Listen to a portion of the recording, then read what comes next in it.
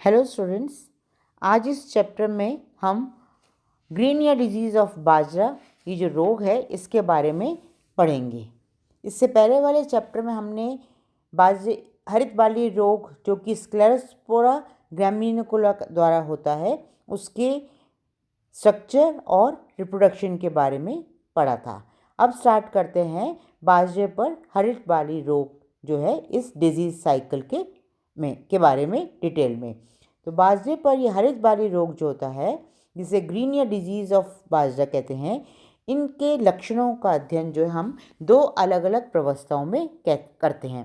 पहले जो प्रवस्था है मृदुरोमिल आसिता अवस्था, ये मैंने लिखी हुई है, जिसे हिंदी में कहते हैं डाउनी माइल्ड्यू प्रवस्था, जो कि केवल पत्तियों पर दिखाई देती है। और दूसरी प्रवस्था है हरित बाल प्रवस्था, जिसे हम कहते हैं ग्रीन ईयर स्टेज, जो हमें पुष्पक्रम पे दिखाई देती है।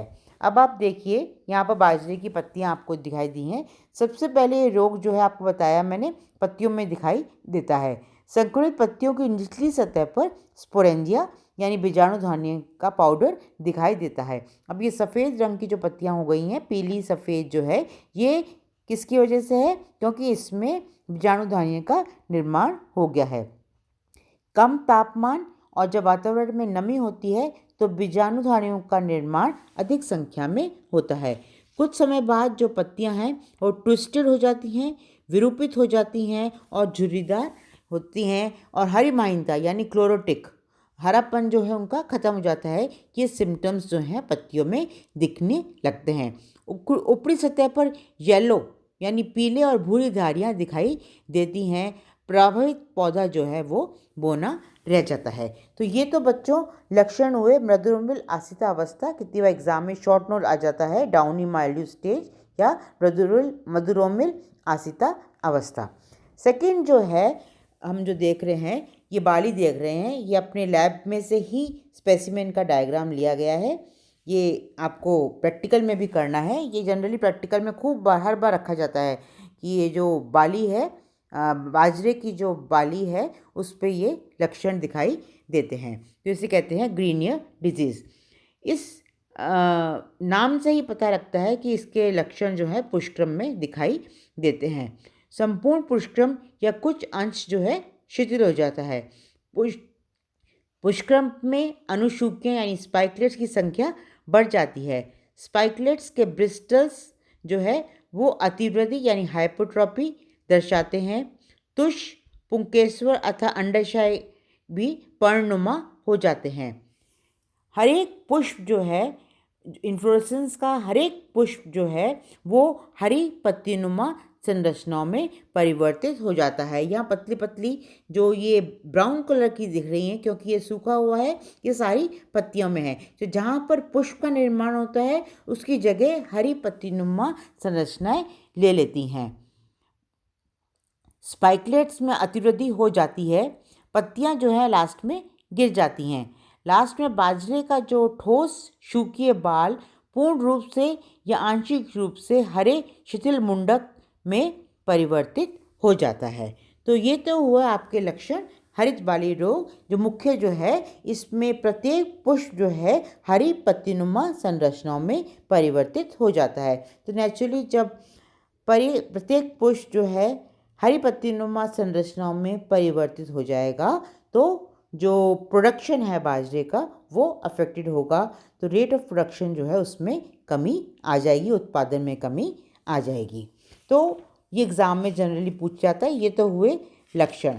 अब जैसे हम कोई भी रोग के बारे में पढ़ते हैं तो सबसे पहले हम रखते हैं हरित बाली रोग के बारे में डिस्कस करेंगे, एग्जाम में आता है।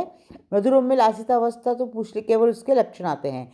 अब जब ग्रीन ईयर डिजीज़ ऑफ बाजरा के बारे में पूछा जाता है तो फर्स्ट पॉइंट जो है परपोषी। तो परपोषी पादप इसका कौन सा है? पेनिसिटम टाइफॉइडिस बाजरा है, इसका बॉटनिकल नाम लिखोगे पेनिसिटम टाइफॉइडिस। सेकेंड पॉइंट में जोग्राफिकल डिस्ट्रीब्यूशन यानी भौगोलिक वितरण। जोग्राफिक डिस्ट्रीब्यूशन में लिखोगे आप, या राजस्थान में होता है, महाराष्ट्र में होता है, जहाँ भी बाजरा उगता है। दूसरा, एशिया अफ्रीका के कुछ देशों में भी जो है आपको ये जो रोग है देखने को मिलेगा। तो बच्चों पहला फर्स्ट पॉइंट जो हुआ परपोषी पादप कौन सा होता है, सेकंड भौगोलिक वितरण, थर्ड पॉइंट सिम्टम्स जो मैंने आपको लिख दिया, और फोर्थ पॉइंट जो है कि जो रोग का फैलने का क्या कारण होता है या रोग चक्र, डिजीज साइकिल। तो बाजरे में जो डिजीज साइकिल में आप लोग ध्यान रखिएगा कि अलैंगिक जनन और लैंगिक जनन जो है वो शॉर्ट में हम लोग डिस्क्राइब करते हैं। तो इसमें क्या होता है, जनरली बाजरे में आपने देखा होगा कि जो ऊसपोर जो है ये प्राइमरी इनोकुलम का कारण होते हैं, काम करते हैं। सबसे ज़्यादा रोग जो फैलने का कारण होता है वो मिट्टी में पड़े ऊसपोर्स, क्योंकि इनकी जो जीवन क्षमता है वो कम से कम 3 साल तक होती है। अंकुरण के बाद जो ऊसपोर में एक जो जनन नलिकाएं निकलती हैं, और ये जो जनन नलिकाएं हैं एक से अधिक जनन नलिकाओं का निर्माण होता है।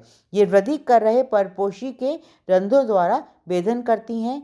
संक्रमण हो जाने के बाद परजीवी द्वारा स्पोरेंजिया बनाते हैं। तो ऊसपोर जो है अंकुरित होते हैं, अंकुरित होने के बाद नए परपोषी को संक्रमित करते हैं, और संक्रमित होने के बाद जब कवक जाल फैल जाता है तो उस कवक जाल पर स्पोरेंजिया यानी बीजाणुधानी का निर्माण होता है। और बीजाणुधानियों का प्रकीर्णन जो है वायु द्वारा होता है। फेवरेबल कंडीशन में प्रत्येक स्पोरेंजिया 3 से 12 जूस्पोर्स जो कि बाइफ्लैजिलेट होते हैं उनका निर्माण करता है। कुछ समय बाद जल में तैरने के बाद जो जूस्पोर्स होते हैं वो विश्राम अवस्था में आ जाते हैं। इनके फ्लैजिला लुप्त हो जाते हैं और ये जूस्पोर्स जो हैं गोलाकार हो जाते हैं। और जूस्पोर्स अंकुरण के बाद जो है नए परपोषी को संक्रमित करते हैं और जो है रोग फैलाने का काम करते हैं।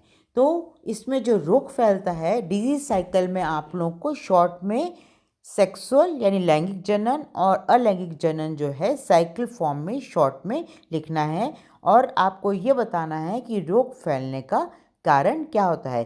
तो प्राइमरी जो कारण है रोग फैलने का वो है मिट्टी में पड़े ऊसपोर्स। सेकेंडरी जो है सेकेंड कारण जो है बीजाणुधानियाँ, जिनका निर्माण जो है कम टेम्परेचर और जब नमी ज़्यादा होती है वो सेकेंडरी इन्फेक्शन फैलाने का काम करती हैं। तो इस तरह आप लिखोगे और एक पॉइंट और कवर करोगे, रोगजनक यानी पैथोजन क्या है इसमें, स्क्लेरोस्पोरा ग्रामिनिकोला। ये फिलअप द ब्लैंक भी आ जाता है कि जो स्क्लेरोस्पोरा हरित बाली रोग के आप कौन सा कवक हरित बाली रोग जो है वो फैलाता है, किसका कारण क्या है।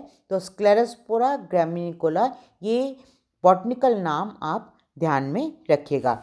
लास्ट पॉइंट में हम इसका कवर करते हैं कि इसके जो लक्षण, रोग नियंत्रण के लक्षण क्या हैं, जो कि मैंने यहाँ पर लिखे हैं कि रोटेशन ऑफ क्रॉप्स जो होता है वो ज़रूरी है। सेकंड, संक्रमित पौधों को उखाड़ के फेंक देना, क्योंकि उनको अगर हम टाइमली जला देंगे तो कब उखाड़ के फेंक देना, ऊसपोर्स बनने से पहले, क्योंकि ऊसपोर अगर बन जाते हैं फिर उखाड़ के फेंकते हैं तो ऊसपोर्स जो है मिट्टी में चले जाएंगे। दूसरा, टाइम टू टाइम सीड्स को जो है फंगिसाइड्स वो केमिकल्स होते हैं जो कवकों को नष्ट करने का काम करते हैं, जैसे एग्रोसिन जीएन। तो सीड्स को जो बीज हैं इसके उनको ट्रीटमेंट दिया जाता है फंगिसाइड से। चौथा पॉइंट यहाँ पे आप लिख सकते हो कि सॉइल डिसइंफेक्शन, सॉइल को भी डिसइंफेक्ट, मृदा को भी डिसइंफेक्ट किया जाता है। नेक्स्ट जो है यूज़ ऑफ फंगिसाइड्स मैंने बताया उनका यूज़ करते हैं ताकि जो है रोग को हम नियंत्रित कर पाएँ। और एक और इम्पॉर्टेंट चीज़ रेजिस्टेंट वेराइटीज़ का यूज़ करना, प्रतिरोधी किस्में, बाजरे की जैसे प्रतिरोधी किस्में हैं T15 T65। तो अगर हम इन रेजिस्टेंट वेराइटीज़ का उपयोग करेंगे तो रोग जो है काफ़ी हद तक कंट्रोल कर सकते हैं।